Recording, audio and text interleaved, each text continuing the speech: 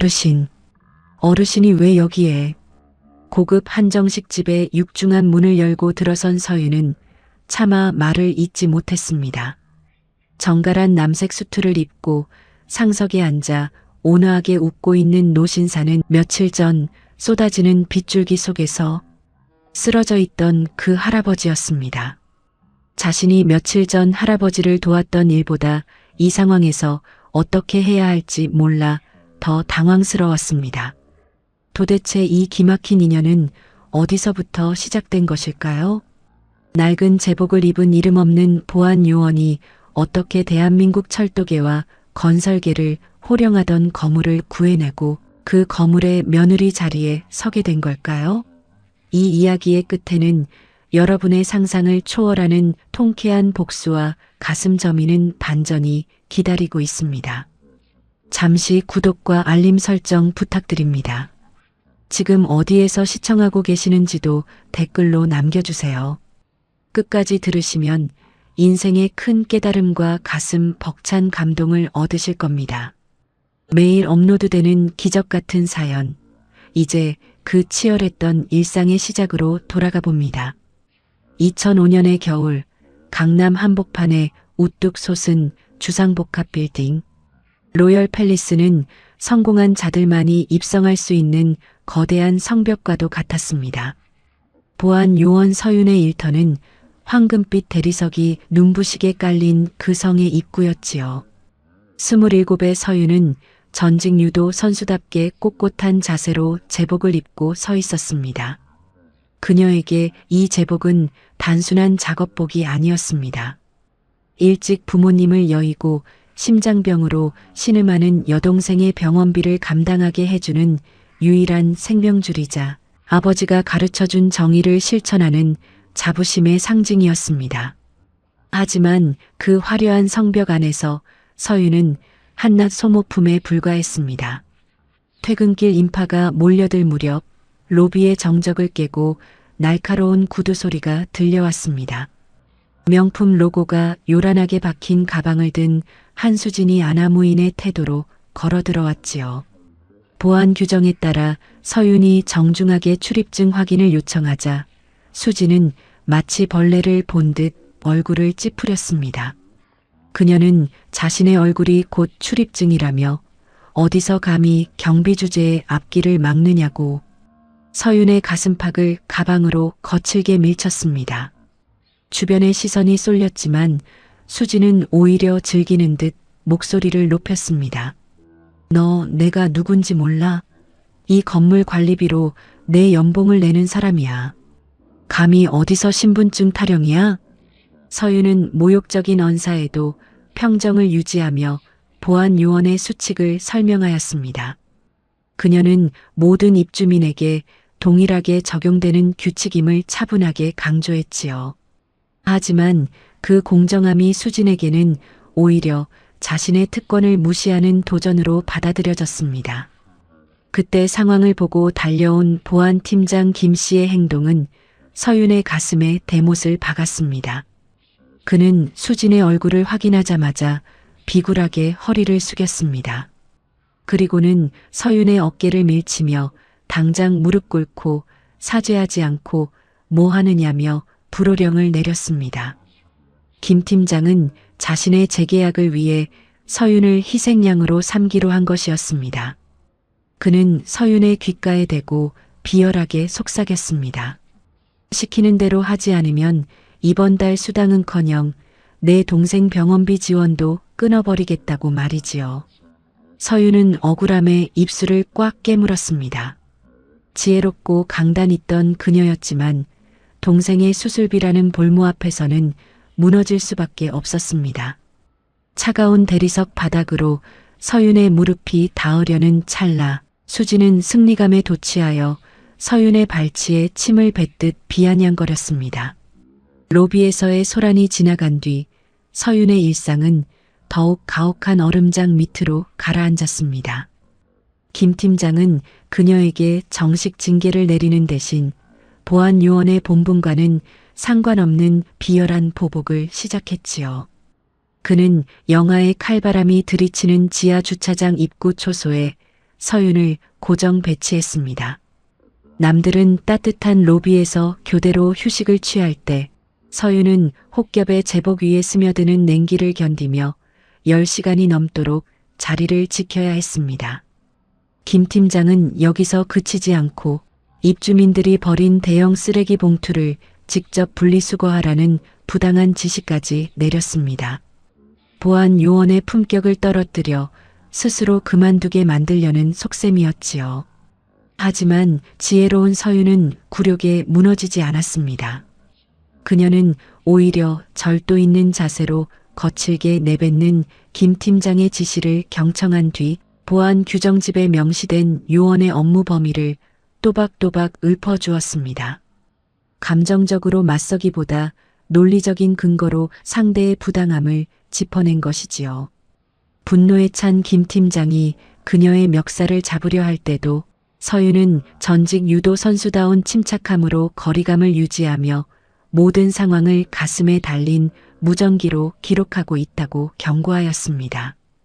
그 서늘한 기백에 김 팀장은 혀를 차며 물러날 수밖에 없었습니다. 김 팀장과 한수진의 악행은 여기서 그치지 않았습니다.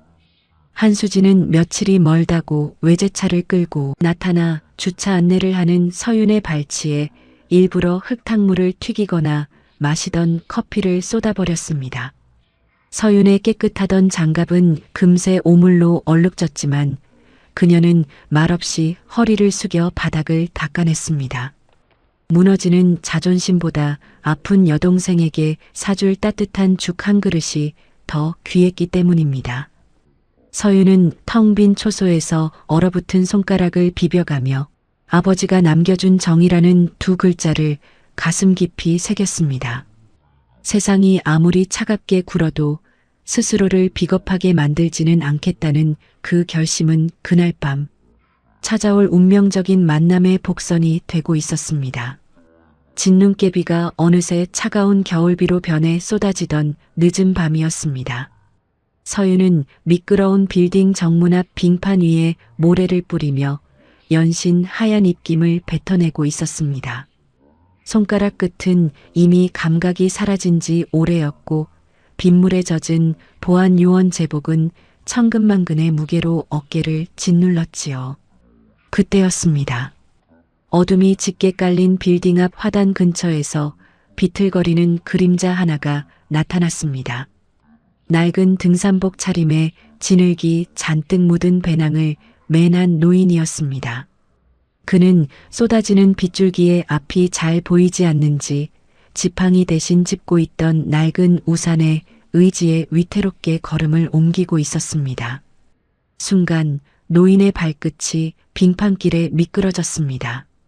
중심을 잃은 노인의 몸이 뒤로 꺾이며 단단한 대리석 모서리에 머리를 부딪히려는 찰나 서윤은 본능적으로 몸을 날렸습니다. 자신의 무릎이 딱딱한 바닥에 부딪히며 둔탁한 소리가 났지만 서윤은 고통을 느낄 새도 없이 노인의 허리를 꽉 붙잡아 품에 안았습니다. 전직 유도 선수였던 그녀의 민첩한 반사신경이 노인의 생명을 구한 아찔한 순간이었지요. 서윤은 차가운 빗물을 닦아내며 노인의 안색부터 살폈습니다.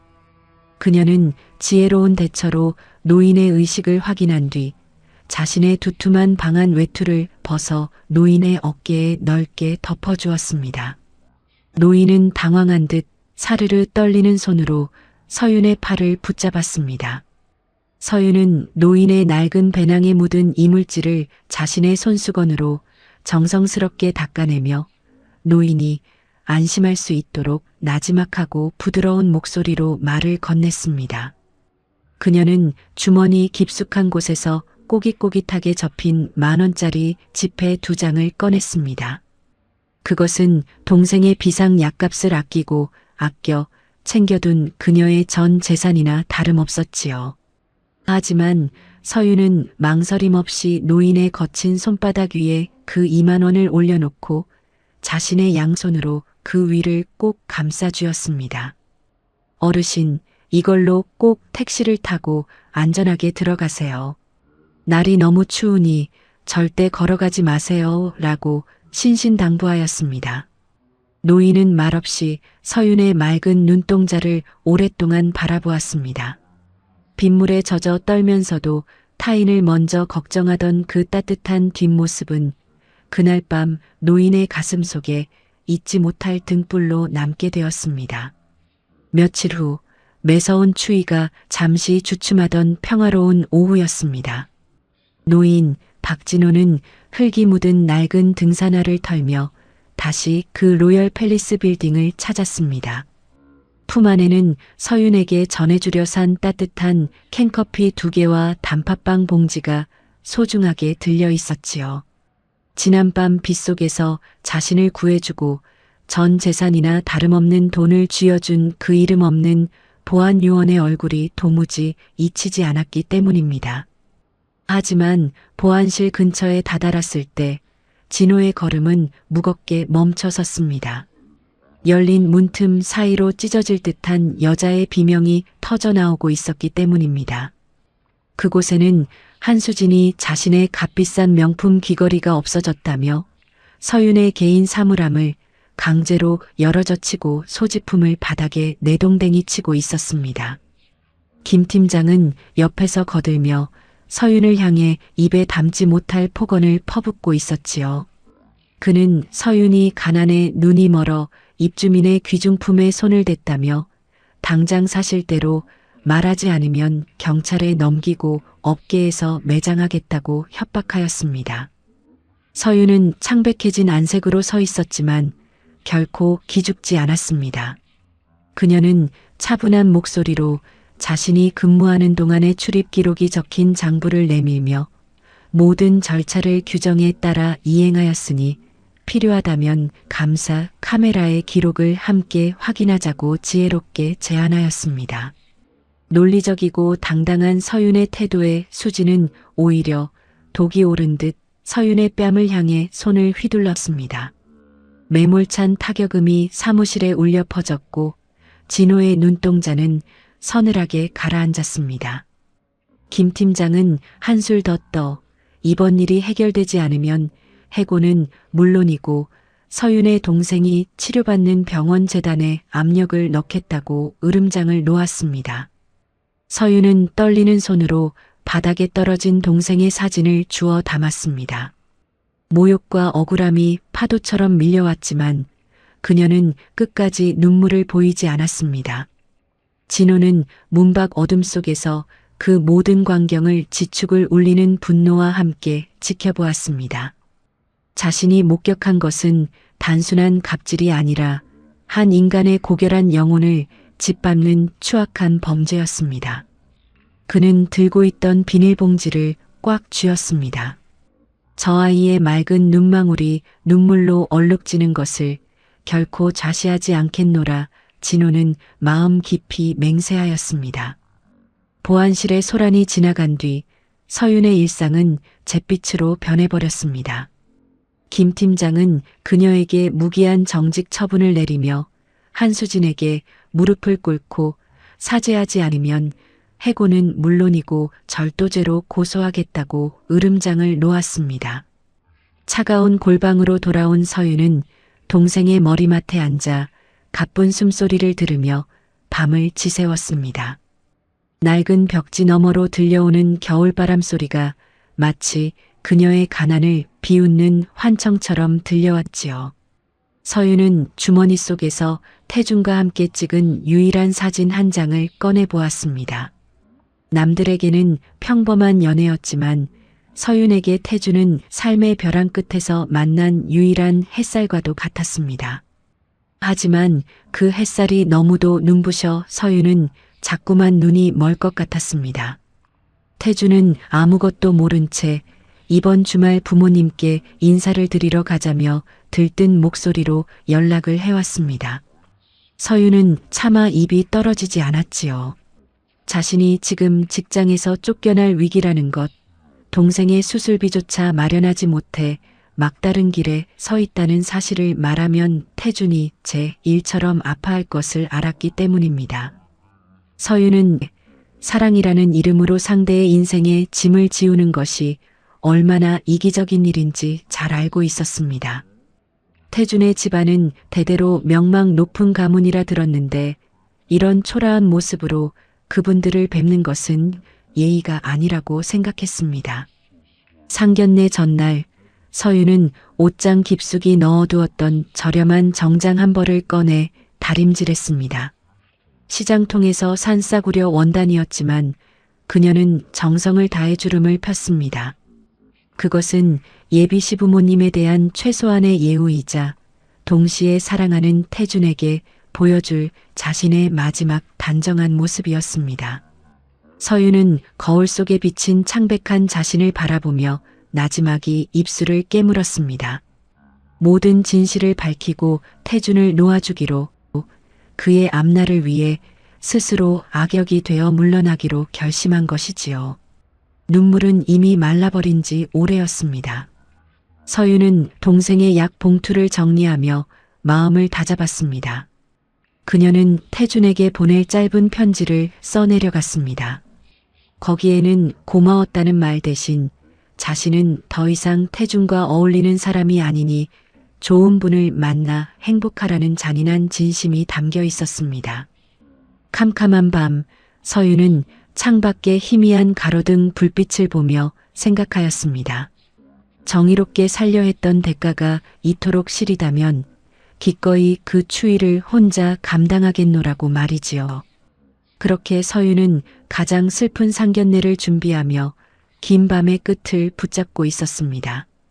상견례 당일 아침, 서유는 며칠 전 정성껏 다려두었던 정장을 입고 거울 앞에 섰습니다. 시장에서 산 저렴한 옷이었지만 서윤의 단정한 몸가짐 덕분에 옷은 제법 귀한 태가 났지요. 그녀는 보안실 사물함에 남겨둔 여동생의 상비약을 챙기기 위해 마지막으로 빌딩을 찾았습니다. 오늘만 지나면 이 정든 일터도 가슴에 달았던 보안 요원 명찰도 영영 안녕이라는 생각에 서윤의 가슴 한구석이 아릿하게 저려왔습니다. 하지만 보안실 문을 열자마자 그녀를 기다리고 있었던 것은 따뜻한 작별 인사가 아닌 김 팀장의 지독한 악이었습니다. 보안실 안에는 김 팀장과 한수진이 마치 기다렸다는 듯 마주 앉아 커피를 마시고 있었습니다. 서윤의 화사한 차림새를 본 수진은 들고 있던 컵을 내려놓으며 가소롭다는 듯 코웃음을 쳤습니다. 그녀는 서윤에게 다가가 옷감을 손가락으로 툭툭 건드리며 시장 바닥에서나 팔 법한 싸구려 옷을 입고 어디로 몸을 팔러 가느냐며 입에 담지 못할 독설을 내뱉었습니다. 김 팀장 역시 거들며 해고 통지서에 도장을 찍기 전까지는 한 발짝도 나갈 수 없다며 서윤의 앞길을 막아섰습니다. 그는 서윤의 손에 쥐어진 가방을 거칠게 낚아채 바닥에 내동댕이 쳤습니다. 어디서 감히 도망을 가? 내 동생 목숨줄이 내 손바닥에 있다는 걸 잊었어? 당장 이 바닥이나 기어서 닦아. 김 팀장은 옆에 있던 물통을 발로 차서 구정물이 서윤의 정장 치마와 구두 위로 튀게 만들었습니다. 서윤의 눈가에 순식간에 눈물이 차올랐지만 그녀는 이를 악물고 눈물을 삼켰습니다. 서윤은 소리를 지르는 대신 주머니에서 소형 녹음기를 꺼내어 책상 위에 올려두었습니다. 그녀는 김 팀장의 행동이 직장 내 괴롭힘과 재물 손괴에 해당함을 조목조목 짚어내며 지금 이 순간부터는 상사가 아닌 가해자로서 법적 책임을 져야 할 것이라고 차분하게 경고하였습니다. 서윤의 서늘한 목소리에 김 소장의 얼굴이 잠시 굳어졌지만 수진의 비웃음은 멈추지 않았습니다. 서윤은 흙탕물이 묻은 치마 자락을 손수건으로 닦아내며 당당하게 보안실을 걸어 나왔습니다. 등 뒤에서 쏟아지는 욕설과 비아냥거림이 날카로운 화살처럼 꽂혔지만 그녀는 돌아보지 않았습니다. 사랑하는 태준과의 마지막 만남을 위해 그리고 자신의 남은 자존심을 지키기 위해 그녀는 젖은 구두를 신고 힘겹게 발걸음을 옮겼습니다. 차가운 겨울바람에 젖은 치마가 다리에 달라붙어 얼음장처럼 차가웠지만 서윤의 가슴 속에는 아버지가 가르쳐 주신 정이라는 작은 불꽃이 여전히 파르르 떨리며 타오르고 있었습니다. 상견례 장소인 대형 호텔 로비는 서윤이 평생 본 적 없는 눈부신 화려함으로 가득했습니다. 천장에서 쏟아지는 노란 조명은 대리석 바닥에 반사되어 보석처럼 빛났고 공기 중에는 이름 모를 은은한 꽃향기가 감돌고 있었지요. 흙탕물이 튄 정장 치마와 젖은 구두를 신은 서윤에게 그곳은 마치 다른 세상의 영토처럼 느껴졌습니다. 그녀는 화장실 거울 앞에서 몇 번이나 옷을 매만졌습니다. 손수건으로 얼룩을 닦아보았지만 거무스름한 자국은 오히려 번져 서윤의 마음처럼 얼룩덜룩해질 뿐이었지요. 그녀는 떨리는 손으로 머리칼을 정리하며 거울 속에 자신에게 나지막이 속삭였습니다. 오늘만 버티자고, 오늘만 지나면 그를 자유롭게 해주겠노라고 말입니다. 로비 한복판에서 초조하게 기다리던 태준이 서윤을 발견하고는 환한 미소를 지으며 달려왔습니다. 말끔한 정장을 차려입은 태준은 서윤이 평소 보던 모습보다 훨씬 더 근사하고 멀게 느껴졌지요. 그는 서윤의 안색이 창백한 것을 보고 걱정스러운 듯 어깨를 감싸쥐었습니다. 태준은 서윤의 옷에 묻은 얼룩을 발견하고는 당황한 기색을 보였지만 서윤은 지혜롭게도 오는 길에 아이를 피하려다 살짝 미끄러졌을 뿐이라며 가벼운 미소를 지어 보였습니다. 태준은 그녀의 손을 꼭 잡으며 부모님이 아주 온화한 분들이니 너무 긴장하지 말라고 다정하게 다독였습니다. 그 따뜻한 배려가 오히려 서윤의 가슴에는 날카로운 가시가 되어 박혔습니다. 태준의 안내를 받아 복도 끝에 묵직한 나무문 앞에 섰을 때 서윤의 심장은 가슴팍을 뚫고 나올 듯 세차게 요동쳤습니다.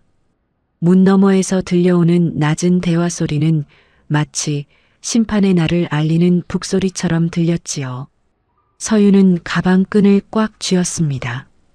그 안에는 어제 밤새 고쳐 쓴 이별 편지와 사직서의 무게가 고스란히 담겨 있었습니다.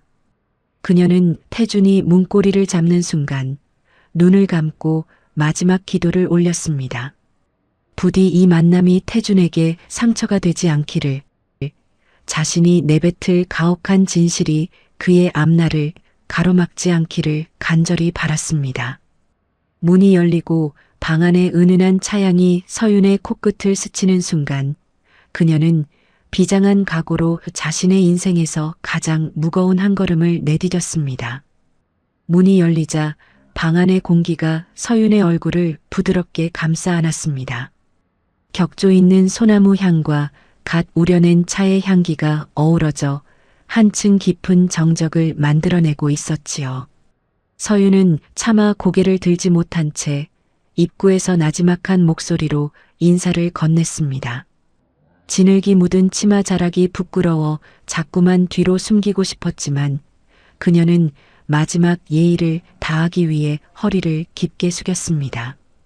태준의 부모님이 앉아 계신 상석 쪽으로 한 발자국씩 다가갈 때마다 서윤의 가방 속에 든 이별 편지가 천근만근의 무게로 그녀의 손목을 짓눌렀습니다.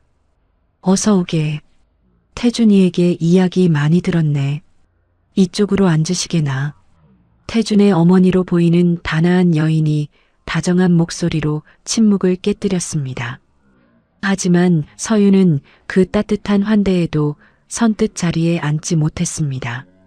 그녀는 마침내 결심한 듯 자신의 초라한 현실을 고백하기 위해 고개를 천천히 들어 정면을 응시하였습니다.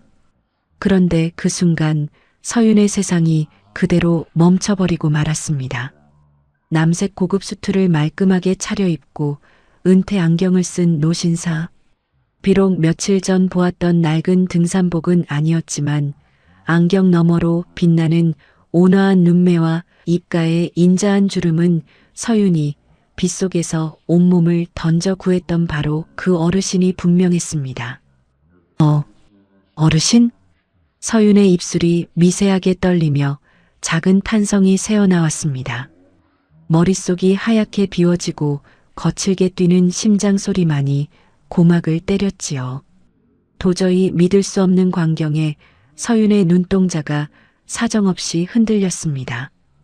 빙판길에서 비틀거리던 힘없는 노인이 자신이 지켜주고자 했던 그 가난한 할아버지가 지금 대한민국 법조계와 건설계를 호령하던 거물이자 태준이 아버지로서 그 자리에 앉아 있었던 것입니다. 박진호는 당황하여 굳어버린 서윤을 가만히 바라보았습니다. 그의 눈에는 놀라움보다는 이미 모든 것을 알고 있었다는 듯한 깊은 신뢰와 반가움이 서려 있었지요. 서윤은 그 미소를 마주하는 순간 오늘 이 자리가 자신이 준비했던 슬픈 이별의 장소가 아니라 인생의 거대한 폭풍우를 막아줄 든든한 방패를 만나는 순간임을 직감하였습니다. 방 안을 감돌던 정적은 진호의 호탕한 웃음소리로 채워졌습니다. 그는 상석에서 일어나 서윤의 앞으로 천천히 다가왔습니다. 태준과 그의 어머니는 영문을 몰라 눈만 깜빡이고 있었고 서윤은 흙탕물이 묻은 치마를 가리려 애쓰며 고개를 숙인 채 어깨를 떨었습니다. 하지만 진호는 그런 서윤의 손을 투박하지만 따뜻한 두 손으로 꽉 맞잡았습니다. 그는 태준을 돌아보며 이 아가씨가 바로 며칠 전 빗속에서 자신의 목숨을 구하고 전 재산이나 다름없는 돈을 쥐어주었던 그 생명의 은인이라고 우렁찬 목소리로 선언하였습니다. 태준아, 내가 데려온 이 아이가 바로 나를 살린 사람이다. 내가 평생 수많은 사람을 만났지만 이런 고결한 성정을 가진 이는 본 적이 없었어. 진호의 목소리는 방 안을 꽉 채울 만큼 위엄이 있었지만 서윤을 바라보는 눈길만큼은 한없이 자애로웠습니다. 그는 서윤이 당황하며 자신의 가난과 해고, 위기를 고백하려 입을 떼자 인자한 손짓으로 그녀의 말을 막았습니다. 진호는 이미 서윤이 일하는 빌딩을 수차례 방문하여 그녀가 겪은 모든 수모와 빌런들의 악행을 직접 목격한 증인이었습니다. 그는 서윤의 옷에 묻은 얼룩을 손으로 가만히 털어내며 이것은 초라한 흔적이 아니라 누군가를 위해 헌신한 훈장과도 같다고 다독였습니다. 서윤의 눈에서 참아왔던 눈물이 왈칵 쏟아졌습니다. 세상 모두가 자신을 경비라고 무시하고 무릎 꿇리려 할 때 단 한 번의 선행을 알아봐준 이 어르신이 자신의 가장 든든한 아버지가 되어주겠다는 선언은 그 어떤 위로보다 강력했습니다. 태준의 어머니 역시 감격한 듯 서윤을 끌어안으며 우리 집에 보물이 들어왔다며 연신 고마움을 표하였습니다. 서윤은 비로소 깨달았습니다. 자신이 지키려 했던 정의가 그리고 빗속에서 건넸던 그 따뜻한 2만 원이 기적의 씨앗이 되어 자신의 삶을 구원하러 돌아왔음을 말이지요. 억울함으로 점철되었던 서윤의 가슴속 응어리가 이 한마디에 봄눈 녹듯 녹아내리기 시작했습니다. 진호는 품 안에서 묵직한 폴더 전화를 꺼냈습니다. 그의 손가락이 버튼을 누르는 소리는 규칙적이고 단단했습니다. 전화를 받은 상대는 로열 팰리스의 관리 총책임자였고 진호는 그에게 나지막하지만 서슬퍼런 목소리로 현재 보안팀에서 벌어지고 있는 부당한 해고 시도와 갑질 사건에 대해 엄중히 조사하라고 명령하였습니다. 그리고 그는 김 팀장과 한수진을 지금 당장 이상견내 장소로 호출하라고 덧붙였지요. 자신의 예비 며느리를 짓밟은 자들이 누구인지 그들의 얼굴을 직접 확인하겠다는 거물의 의지였습니다. 잠시 후 호텔방의 육중한 문이 다시 열렸습니다. 숨을 헐떡이며 들어온 김 팀장과 한수진은 방 안의 화려한 풍경에 압도되어 연신 고개를 조아렸습니다. 그들은 자신들을 부른 이가 누구인지도 모른 채 그저 거물급 인사를 만나 출세의 동아줄을 잡을 생각에 들떠 있었지요. 하지만 방 한 구석에 눈물 자국이 남은 서윤이 서 있는 것을 발견하자 김 팀장의 안면 근육이 비열하게 뒤틀렸습니다. 그는 상황 파악도 못한 채 서윤을 향해 손가락질하며 이런 천한 곳에 보안 요원이 왜 와 있느냐며 고함을 질렀습니다. 옆에 서 있던 수진 역시 서윤의 흙탕물 묻은 치마를 비웃으며 거지 같은 게 여기까지 쫓아왔다며 독설을 내뱉었지요. 진호는 조용히 찻잔을 내려놓았습니다. 그 맑은 금소금이 방 안의 소란을 단숨에 잠재웠습니다. 그는 천천히 고개를 들어 김 팀장과 수진을 쏘아보았습니다. 며칠 전 빗속에서 떨고 있던 그 무기력한 노인의 눈빛은 어디에도 없었습니다. 대신 그 자리에는 수만 명의 인원을 호령하던 전직 검찰총장이자 거물 고문이 섰을 퍼런 기백이 서려 있었지요.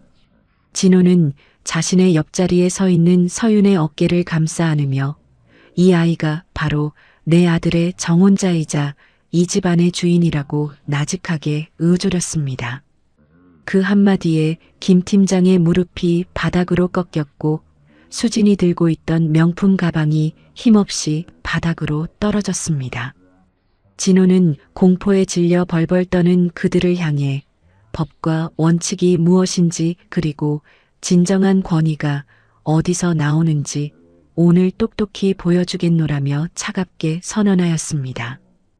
호텔 방 안의 공기는 마치 얼음장처럼 차갑게 식어버렸습니다. 아까까지 기세등등하게 서윤을 비웃던 김 팀장은 이제 사시나무 떨듯 몸을 떨며 바닥에 납작 엎드려 있었습니다. 한수진 역시 창백해진 얼굴로 입술만 달달 떨 뿐이었지요. 진호는 테이블 위에 놓인 서윤의 가방에서 흙탕물이 묻은 사직서를 천천히 꺼내 들었습니다. 그는 그것을 빌런들의 눈앞에서 천천히 찢어발기며 이 종이 조각이 아니라 그대들의 비뚤어진 양심이 파면되어야 할 것이라고 서슬퍼렇게 일갈하였습니다. 진호의 지시에 따라 이미 보안업체 본사의 감사팀이 영상을 확보하였고 김 팀장이 횡령해온 공금 내역과 하청업체 간의 비리까지 낱낱이 파헤쳐지고 있었습니다. 진호는 공포에 질린 그들에게 자비 없는 선고를 내렸습니다.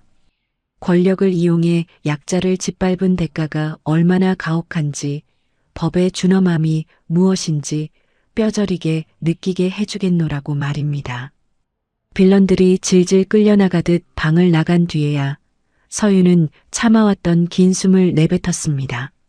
하지만 기적은 여기서 끝이 아니었습니다.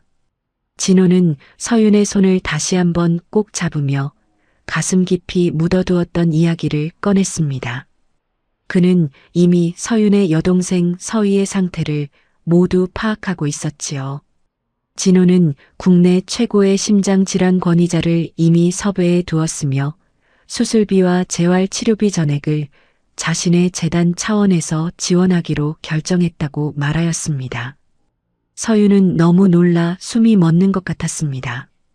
자신이 그토록 처절하게 지키려 했던 동생의 생명이 빗속에서 건넨 10,000원짜리 2장의 인연으로 이토록 거대한 구원이 되어 돌아올 줄은 꿈에도 몰랐던 것이지요. 진호는 서윤의 젖은 구두를 보며 이제는 그 무거운 짐을 내려놓고 마음껏 행복해지라고 다독였습니다. 서윤의 가슴 속에 맺혀있던 응어리가 뜨거운 눈물이 되어 쏟아졌습니다.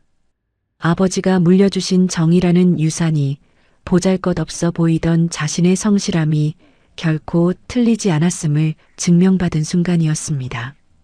서윤은 자신의 어깨를 감싸 안은 태준의 품 안에서 비로소 길었던 겨울이 지나고 따뜻한 봄이 찾아왔음을 온몸으로 느끼고 있었습니다. 세월은 어느덧 흘러 2006년의 따스한 봄볕이 로열 팰리스 빌딩의 유리창을 투명하게 비추고 있었습니다. 서윤은 이제 낡은 제복 대신 훨씬 정갈하고 품격 있는 보안 팀장의 유니폼을 입고 로비를 지킵니다.